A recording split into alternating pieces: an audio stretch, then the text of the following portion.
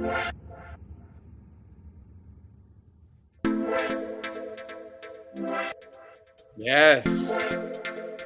Yes, yes, yes.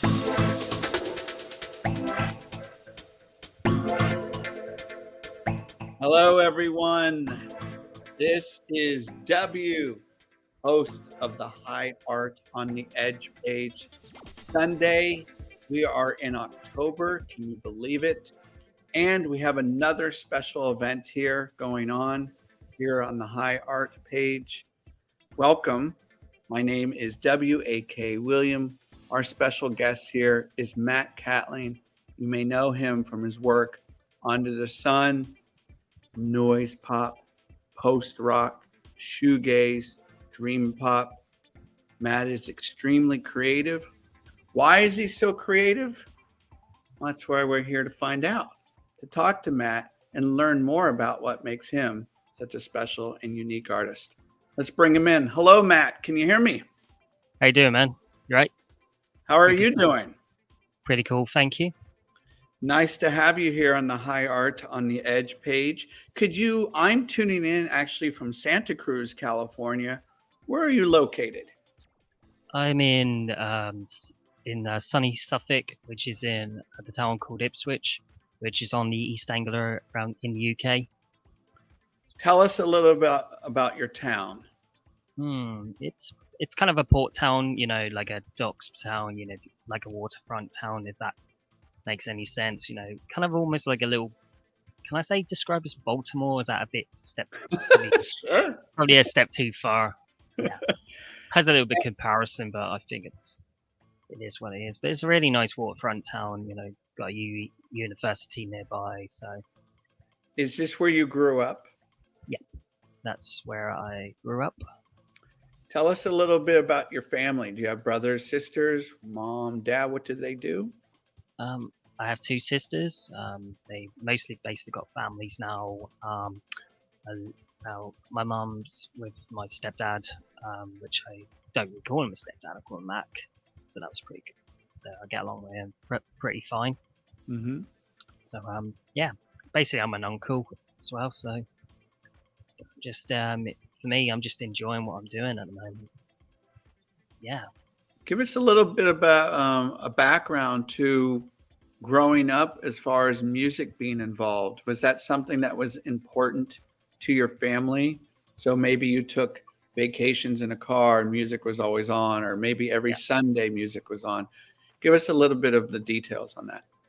Well, when I was kind of pre-teens, I guess music was all my life. I mean, even the top 40 back then, when the whole this is probably going to go back to mid 90s, mid to late 90s. When you look at the charts around the top 40 at that time, you got all the Britpop stuff was kind of a starting point in my view. Was definitely kind of starting point between what I realized was indie at that time. But so there was a lot going on, But even like I couldn't really remember when I was 9 years old, so it took me a lot more. Like when I got a little bit older and mature, I looked back at it and what I missed and picked it up from there, I guess. So I guess Britpop was kind of a little starting point. Britpop really took off in your country. For some people, it became a burden, a bothersome, a nuisance. I actually loved it. I studied at the University of London Union, 1994, right when it all started to unfold. You had Pulp, you had Blur, of course, Oasis, and all that rivalry going on. Wow. Did you feel that experience? Did you really kind of immerse yourself into that world? I think so. I mean, there was a lot going on. I mean, it was pretty. But my friend Andy was more into the rockier side, the Brit rock stuff, like Therapy and Television and all that stuff. I think that's when I sort of got a little bit older, I started to listen to more stuff like Oasis and a lot of the Black Rebel stuff, and that was definitely in some starting point. But I think some of the Britpop bands did have an impact, like the Ashes or the Feeders at that time. Yes. They probably weren't really necessarily Britpop in a Oasis versus Blur thing. They were more somewhere between post Britpop to the Brit rock thing, and yeah, I guess that's where it took off for me personally. But Where do you remember that feeling of picking up a guitar? oh yeah, I used to play bass when I was 14. I used to feel like the strings were like because I used to always first start out being obsessed with bass guitars, but because I thought I was a 4-string, make it a bit more deep. But Mhm. this was when I was 14. I played my first bass guitar, so it was pretty cool. Did you take lessons, or was it kind of more self-taught? Lessons first. Yeah. Was And lessons first. so you played throughout that. Now, did you try to incorporate yourself with other musicians, or were you just kind of playing on your own? It's basically playing on my own, really. Did incorporate with others, but unfortunately, it just didn't really seem to pan out. So Yeah.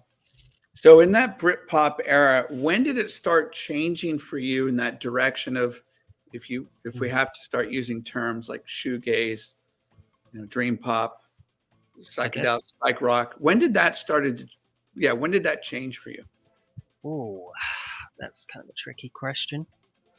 Probably heard the term. Probably heard the term shoegaze when I was about maybe 16 to 17, maybe. But when I first picked up, I guess when I first started to pick up more stuff from rides and all that, and Spur Drive, I got. Now I think this was really exciting. And this was before I Mhm. started getting to My Bloody Valentine, and I think.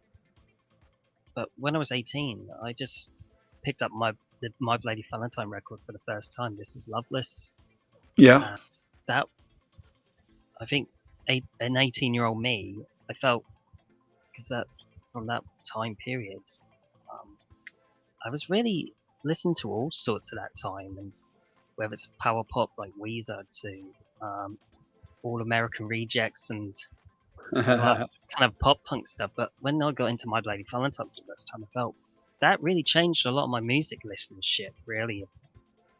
And not to Why? mention, it was pretty. I felt kind of social outcast at that time. I didn't really fit it in. So when I listened to that album for the first time, I felt this actually. I mean, it took me a lot of kind of a couple of tries to listen to these albums, and I thought to myself when I got used to it, I felt, yeah, this is actually fitting for me, you know. Yes. And Now, okay, go on.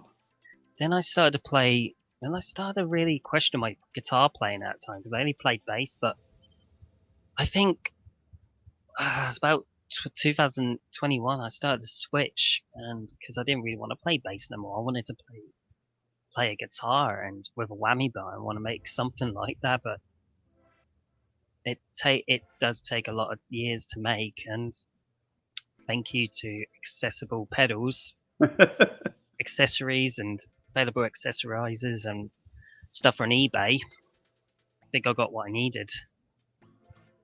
With the sound of My Bloody Valentine ride, and you mentioned it kind of being an outcast. Yeah. Did you like maybe this is a little too much information, but I've never, for me, for most of my life, I've kind of been a social outcast, and I've been okay with that. Yeah. Were you okay with that experience while growing up? I think probably not in the beginning, but when I started to listen to those bands and I started to I actually feel like my genuine self that I'm actually really okay to be that social outcast. And don't get me wrong, I still had a few friends here and there, but I wasn't really like hanging around full time with them. So I was kind of taking a step back and just go along on my own journey. So I was pretty proud of it actually. Um, I'm sorry, I just received this message from Facebook. Ooh. Um, can you do me a favor, Matt?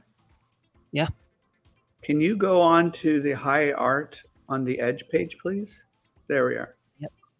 Yeah, I got Can it. you see us? Um, okay, let's go on the page. Haven't seen. It's I'm on the telling me that it's telling me we're having trouble streaming. Oh, that doesn't sound good. Let's have a look. Doesn't seem to be on the page at the moment. It's like, no, it doesn't seem to be.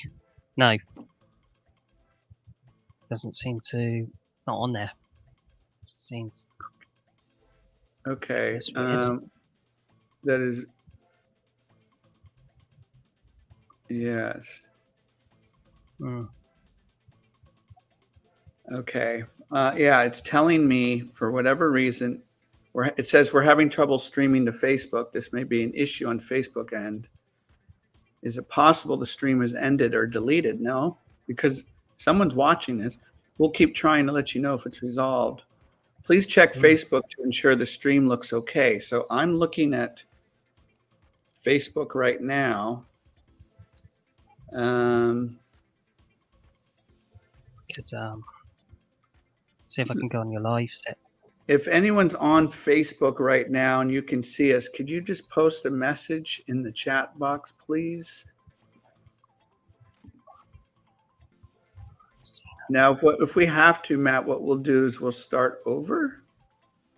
Yep. But I just want to make sure our system. Yeah, see, it's scheduled start time. All good, all good, all good. Yeah, it should be. Can you do me a favor? Can you go over to YouTube, High Art on the Edge? Yeah, I'll do that. Okay. YouTube. Hey, High Art on the Edge. Okay, we'll just wait till that's loaded. Okay, should. Okay. Okay, we're definitely live on YouTube. Okay, great. Seem to be live on the. Yeah, we're definitely live on the YouTube channel. So. Okay, great. All right. Well, I can certainly edit this. Not a problem. Okay. So as long as we're on one of these channels, that's great. Great. I'm not sure why Facebook is sending that message. All right. So with Ride and My Bloody Valentine, stuff like that, did friends get you into that, or is that something you had picked up on your own?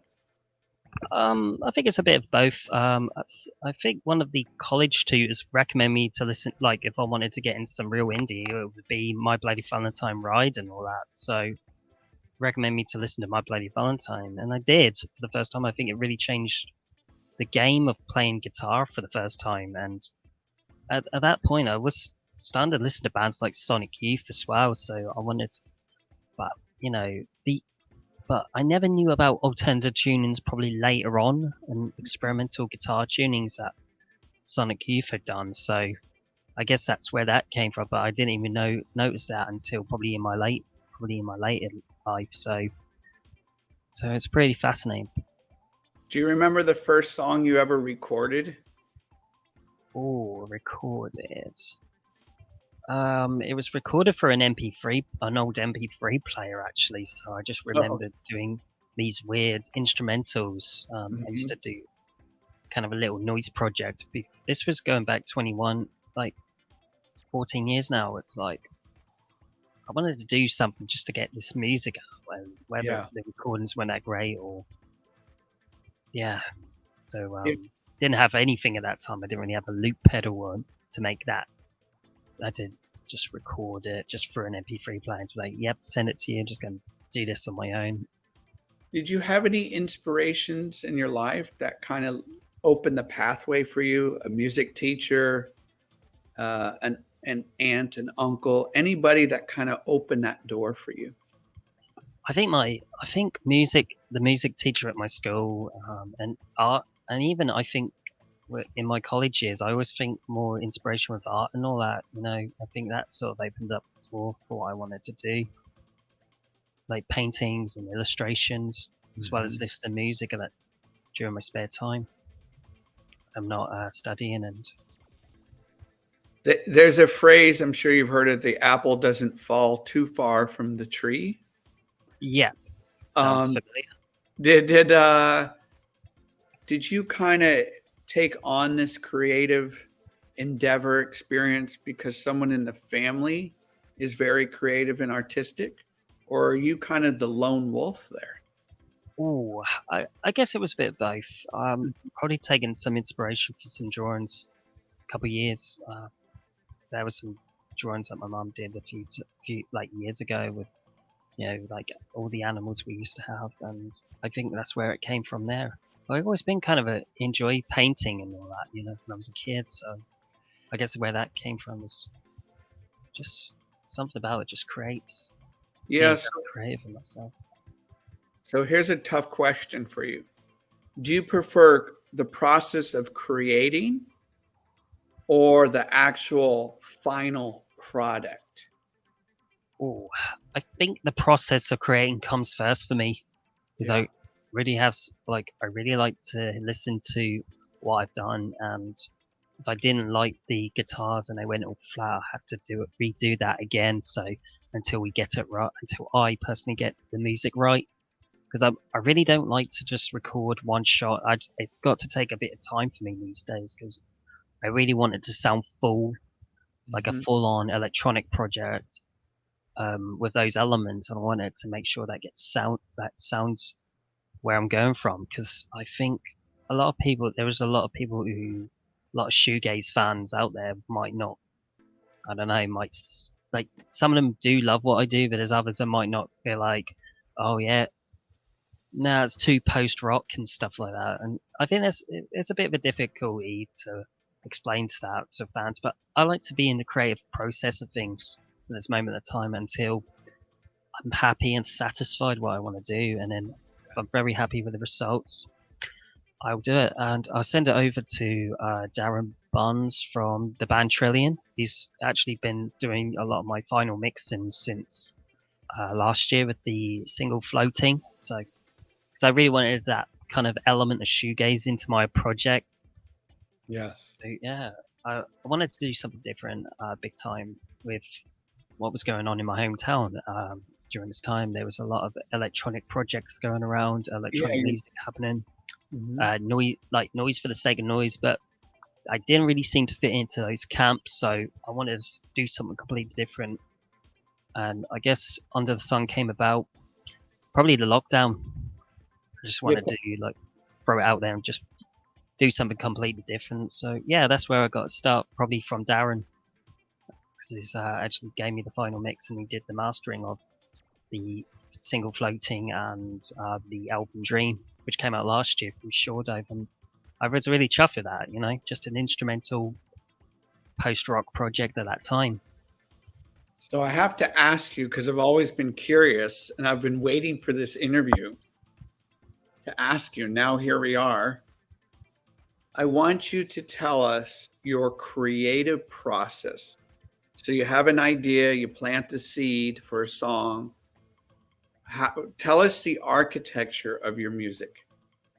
Ooh. Architecture for my music. Let's see. I think drum samples. I really like the drum samples. I like to make sure we are doing this in. I like to experiment in drum beats, making sure we get the right speed and all that. The beat per minute, because you don't want something too fast. I think you want something a bit, which is you really. Yeah. And it's all happening from a thing called BandLab that I've downloaded through my tablet that I've recorded mostly from. And I sort of just listened to a lot of these electronic beats on there, and I wanted to like experiment with it and see what happens and see what we can do with the sounds.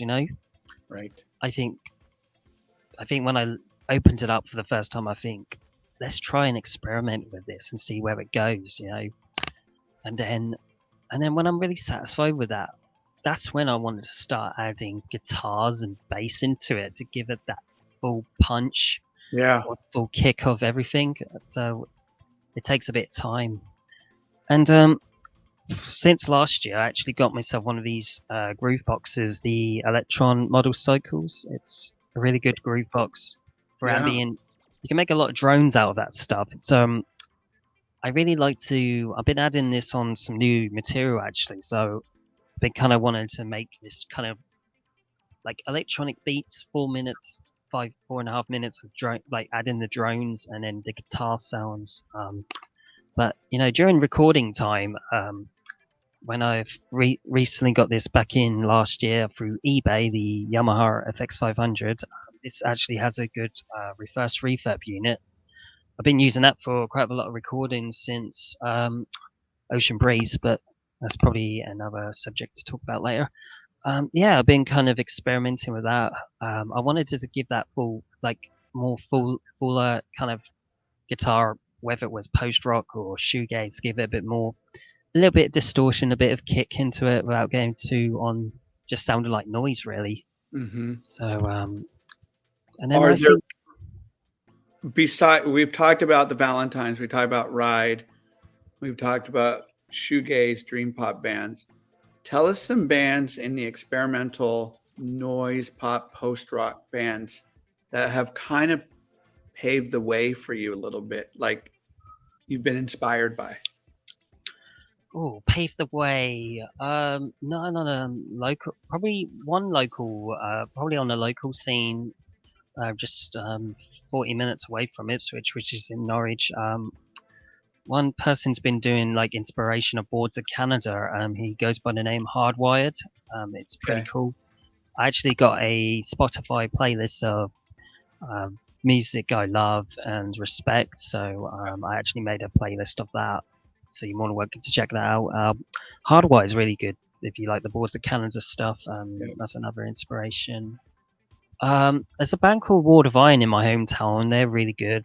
They kind of, I think they definitely paved the way for something for me. We probably did start around the same time, and we just never really knew each other until we first supported one another in my hometown. So I'd recommend that them guys. They are really good for what they do. But they're a little bit more darker and a little bit more heavier, I think. So they're really cool to check out. I possibly recommend them. There's another band I think comes to mind. What about What like paved the Flying way? Saucer Attack? Oh yeah, definitely. They paved the way. Again, a big influence. My like Flying Saucer Attack, definitely one of my big influence in Under the Sun, as well as Mhm. a few others like Seafill. Seafill are Oh, really good. yeah, yeah, yeah. I think that I kind of got, they paved the way for the stuff I wanted to do in like Whirlwind when I first give Whirlwind a spin and started to rehearse on that. Um, Jizu, bit doomy, kind of a doomier side to the genre. I kind of had a bit of a doomy kind of sound, just a Yeah, little doom element, and also like a lot like Massive Attack and Portishead. yeah. They really bring a little bit of trip hop influences, and So I love how your palette is very diverse. By the way, that you're tuning into my conversation with Matt Catling of Under the Sun. My name is W, the host.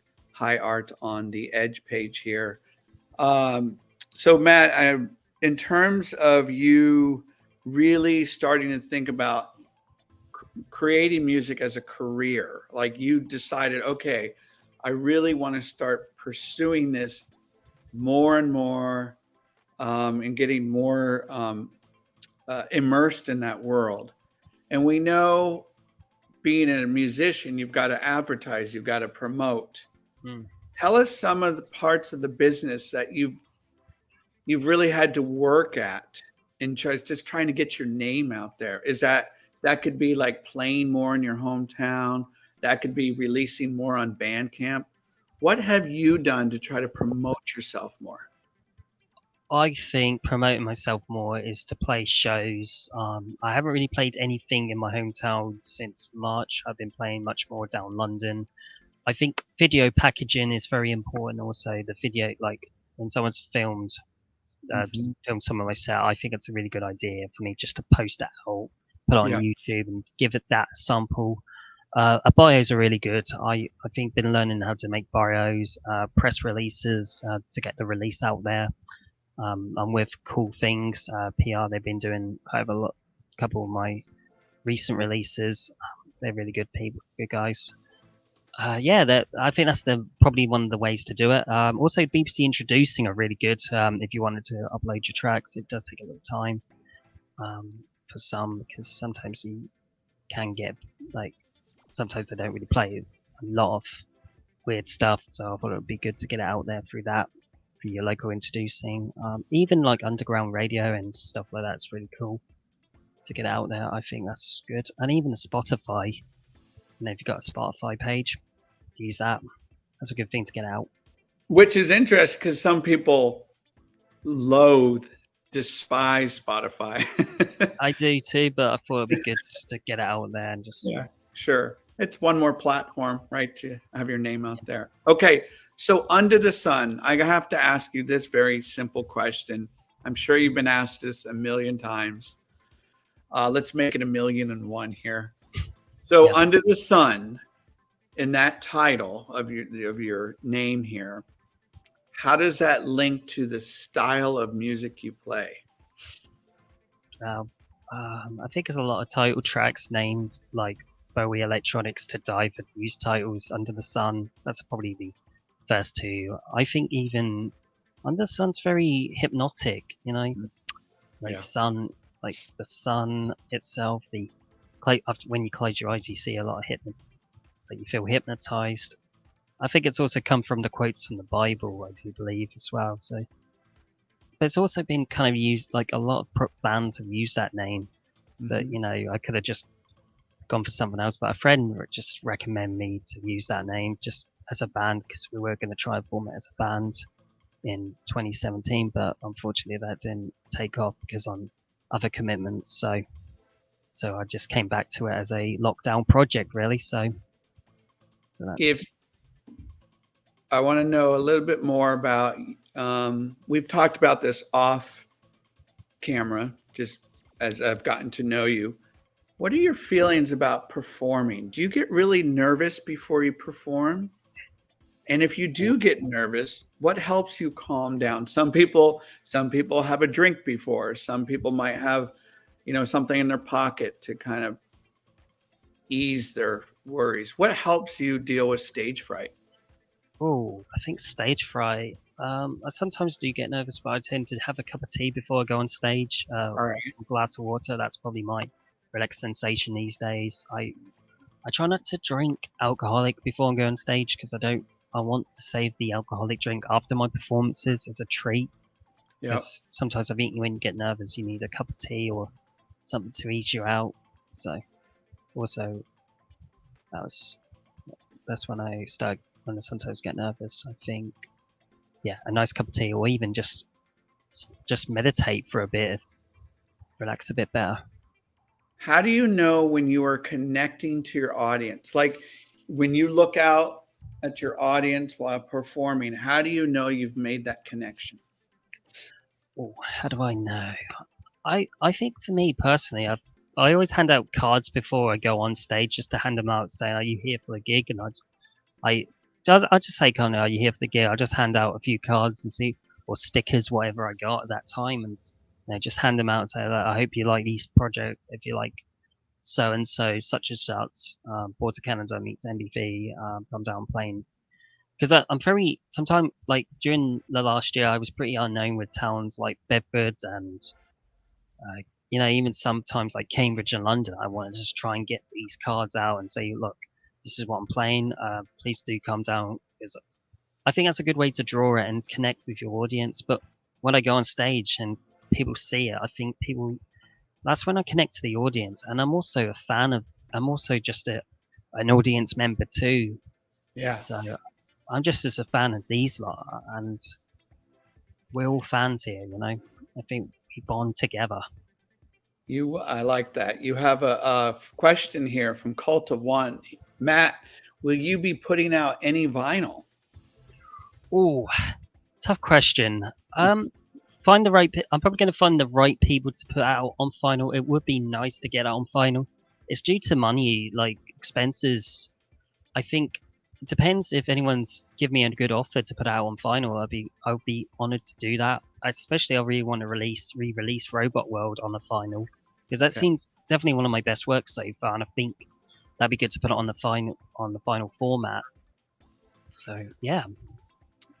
You have had worked with some people that are pretty well known in the music industry. Andrew Rose. Yep. A gentleman by the name of Simon Scott. Yeah, definitely. They're good. Definitely good guys in the shoegaze scene, I tell you. So tell us, either one, how did that come about? How did you get in contact, and what was that Oh, experience like for you?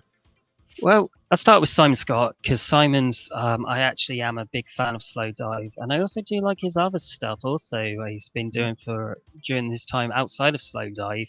Yeah. But I think Simon Scott was at this. I actually supported a kind of a droney experimental noise rock band called Sly and the Family Drone. Maybe a little inspired by the Family Stone, but they call themselves the Family Drone down London. They were doing a kind of a tour around the UK, and they played in Cambridge. Um, I happen to know the guys who put on this gig, and I thought I'd put my foot on the door and say, will it be possible to support this group? Because I actually love these guys who make good drone music. And I thought this, and I'm glad they offered me that gig. And this was at the Portland Arms in Cambridge, so that was really good. Simon Scott was actually there to watch my set when I was opening up that for the band, and he said it was really good. It reminded me of MBV and My Bloody Valentine Seafield, that kind of niche. So we started talking, and he seems like a decent guy, and he said, "Look, I just gave him a message. Thanks for coming down, checking me out." And I didn't ask him to come along. It was just he was there that night, and I said, "Look, I would love to be. I like to get my stuff mastered because I've got some new material coming up soon. And would you be interested in mastering?" It was a lot of money. I mean, it was probably about I'm thinking 75 each track, 75 pounds each track, so it'd be about 220 odd, 225 maybe. So I think I thought it was going to be hard, but I managed to get paid because of quite a few gigs that I got paid for, and I decided to use that gig money to put it towards the mastering, and I did. And I asked Simon pretty nice. So what did he do that put his amazing touches on it? What was his craft? Oh, what was his craft? I thought it was really something completely different at the time. I think it had something going on, It's a very hard, tricky question. When I listened to Ocean Breeze, I think it was bringing. I didn't know. He just mastered the thing. It was Darren Barnes from Trilogy was given these final mixes, but I asked him to just keep it unmastered so I could give Simon the honor to master them. I think it was something completely different. I think being from the Ipswich music scene, I don't really seem to fit into that. I think I wanted to do something completely different, especially having Simon Scott mastering Ocean Breeze. It was a different experience. It really sounded different. I can't really describe it in many words, but it was for some good work. I really was proud to have that released and mastered by Simon Scott, and that was a proud moment. I think it sort of I think it kind of really gave me a bit of a recognition through a lot of blogs and all that because I'm that mastering. You've also worked with Andrew Rose. Tell us about that experience as well.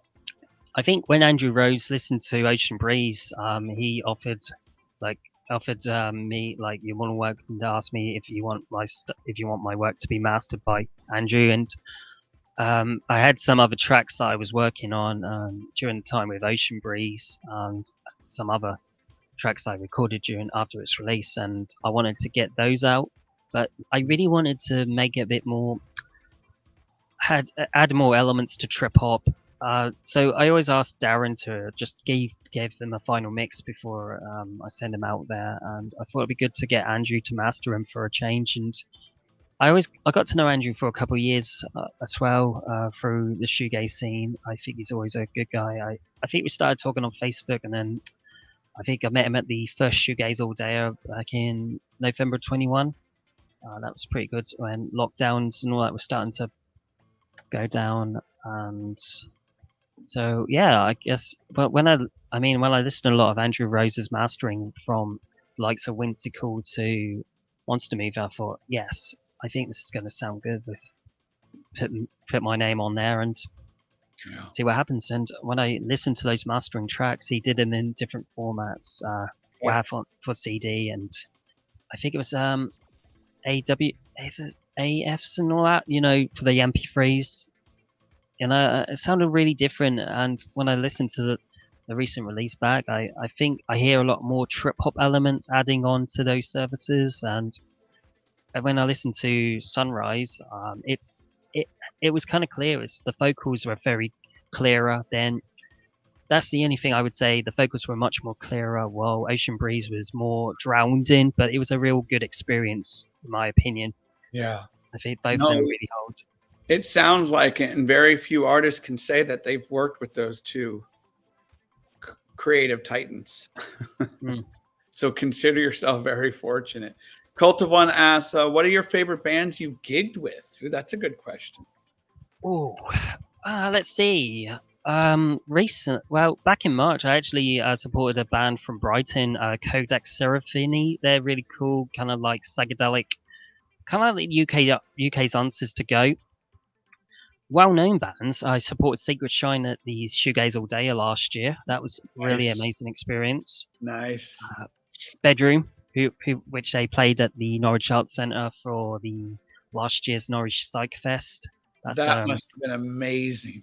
Oh, that was really good. This was before they got signed to Rock Action Records. They were still on Sonic Cathedral at that time, and it was really good. They seemed very genuine guys. Yeah. There's so much. There's a lot of out there. I've played ride guitarist Andy Bell, aka Glock. That was definitely an amazing experience. This was in both of my hometown and Colchester, so that was really cool. I really enjoyed doing that. And there was an Italian band that I supported in down London at Shacklewell Arms called Alplica. They're very good what they did. They really are one of those bands I can really get along with. There's a lot of cool bands I did. There's quite a few good bands I really did support, but definitely my favourite's got to be the Andy Bell gig. Actually, it was really definitely my amazing experience, and I also got to know Andy Bell on both shows, Colchester and Ipswich, and that was definitely my go-to favourite. Good for you. So tell us what's next. What's coming down the line for Under the Sun? Well, I actually got a few shows coming up. I got one coming up in November as a kind of a electronic gig called Skatronics. It's very like more arts and experimental, but I think I'm looking forward to playing that again. I'm also playing a gig at the Finsbury pub at Finsbury Park under the Night Owl. Supporting a really good artist that I've just got into last night, Mickey C. He actually does a lot of like orchestra post-rock stuff, and this is on the 8th of December. Great. Also, I'm going to continue on with the electronic music open mic nights they're doing in the UK at the moment, and they're also doing stuff around Europe, and I do believe everywhere around the world. I thought it'd be good to place those sets at the moment just to experiment more, and hopefully I'm going to try and get my foot on the door for next year's lineups. Try and play some good, decent festivals if I can. Try and get that name on the foot. Whether it's going to be hard, challenging or not. Yeah. But hopefully try and just badger some promoters and just see what happens. I'm not asking for a lot. It'll be good to just get my name on the door and see what happens from there. I like your drive here. In terms of music, do you have any new music coming down the pipe here? New music on the pipe. I actually have recorded quite a few stuff at the moment, but they're still in the creative process at the moment. 2 tracks that I put out that I'm trying to satisfy myself as a creative process. Still got a few more to record and in that creative process before sending them off for my final mixes and get the next mastering going on. I'm hopefully going to choose Andrew again, or maybe go with someone else. Hopefully, always have wanted to get some stuff mastering by Carl Skeeverton from Spotlight Kid. He does a lot of mastering on his own band, but it will be good because I think a friend of mine, Scott Causes, recommend me to master with him because he can also bring it on CD, but he also can do it on vinyl as well. That'd be good to get out. Someone mentioned, get out on vinyl. I think that might be a good idea. Go from there. Oh, I have an idea. When you have some new music, let's have a party, huh? Totally. I'm looking forward to it. Once the new music's out. Well, how about listening party? Oh, definitely. That'd be good because I'm able to I think my next plan is to make a jump to a different label. Short are really good for what they do. They put out a couple of my stuff. I'm really happy for that. But I think I like to jump on the 91 recordings bandwagon. I'm gonna, since getting to know, I know Nick pretty well, and John is a solid guy, and it'll be good to get my stuff on 91 recordings. That would be my next stage of Under the Sun, really. Yeah, good old John with Last Tourist. Good stuff there. Okay, so we're going to wrap this up with some recommendations in terms of music. These could be done via CD, vinyl, whatever you have you want to share. What are some album picks that you have for us? This one by Sway. This was Tomorrow. This is definitely my favorite album, especially in the Sway combined electronic music with shoegaze music, and I think that's definitely my go-to favorite album of my Under the Sun influence. It's also Sweet Trip are really good. I like them, and their album was back in 2003, I do believe. I got it on MP3 files, not on physical, but Sweet Trip's really good. That was definitely, personally, a combination of electronic music combining dream pop and shoegaze again. I also got Sci-Flyer. They're a really good band. I actually like Fair of a Karma. It's definitely one of my favorite albums. Kind of like the American version Swervedriver with hints of Galaxy 500. Oh, nice. Yep. Nice. The Sweet Trip. It's called Felicity to Sign Comfort. That's the good one. That came out back in 2003. So that's definitely one of my favorites. Beach House, Depression Cherry. This is definitely my go-to favorite of all time. I listen to that record when I get a chance, and I'm just thrilled to listen to it when I just chill out. Let's see. Going to the electronic store, Aphex Twin. Oh yeah, there it is. I love it. Anything on Warp Records brings something unique. I think it's always great to listen to something different than your just shoegaze counterparts. Yeah. And also Slow Dive. Oh, is that the EP? Yeah. I also do love their other stuff as well. Also, Pink Nanelli's a real good album. I've grown to love that album. Definitely worth checking out. And what can I do? Sorry, I got this. Definitely a reissue. Seafield. Oh, nice. When did that come out? I think I got out like probably a year and a half after the Polyfusion album. Probably their first album. I do love their first album also. It's really definitely one of my go-to favorites.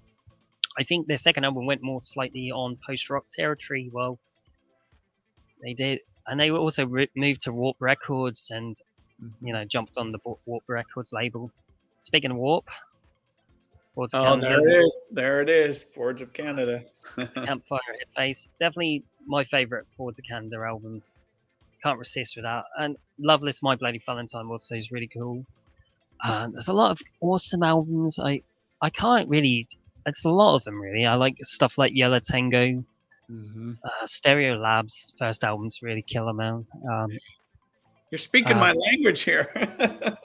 Even soundtracks like Lost in Translation's a really good soundtrack to have, especially with film. A lot of David Lynch stuff, Twin Peaks. A lot of the Twin Peaks stuff he's done. A lot of soundscape, and also Cigarettes After Sex is really good as well. They're really. I listen to a lot of that. Bit of slowcore when you feel like those moments of life. Okay, so which one's that? Oh, is that Andy Bell? Yep. Yeah. This is when he released his doing the tour at that time. It's a good album. That album's terrific. Terrific. By the way, here's a recommendation for you. Okay, if you go to Spotify, type in Cigarettes After Sex, down at the bottom, it will say Cigarettes After Sex playlist, Cigarettes After Sex radio, or I forgot, where it has different bands that sound like cigarettes. Click on that one. It's like an hour and a half of just great music. Oh wow, definitely check that out. I'm gonna have a listen to it right now. I think you would really enjoy it. Um, Matt Definitely. Catling, Under the Sun. This has been a great pleasure speaking with you, No problem. learning more about your creative process and all of that swirling inside your head and just getting it out there to the world. And it sounds like you just continue to move that needle forward as far as getting your music heard, listened to on stage, all that. I'm looking forward to having another conversation. Hopefully, we can have a listening party for a song or a couple of your songs later Uh, down the yeah, line. definitely. Yeah. Yep. Hopefully, it'll be in. Well, going to be working on the. Still got 2 tracks ready, ready to be final mix. So that's going to be good. I'm going to try and add another few to get it out there. Hopefully, Great. try and Great. put this out probably the next 2 months. Probably Okay. might be next year. Okay. Definitely somewhere between early next year. So I'm pushing this fast. So Well, looking forward to it. My name is W, aka William, host of the High Art on the Edge page. Thank you so much to Matt Catling being our special guest, also known as Under the Sun. And check him out. Check out his work. You can go to Bandcamp. It's all there. You're going to get a library full of goodies. And yeah, feel free to share this video with friends who enjoy everything that we've been discussing. Thank you, Matt. We'll no talk problem. soon. My pleasure. Thank you, everyone. Ciao.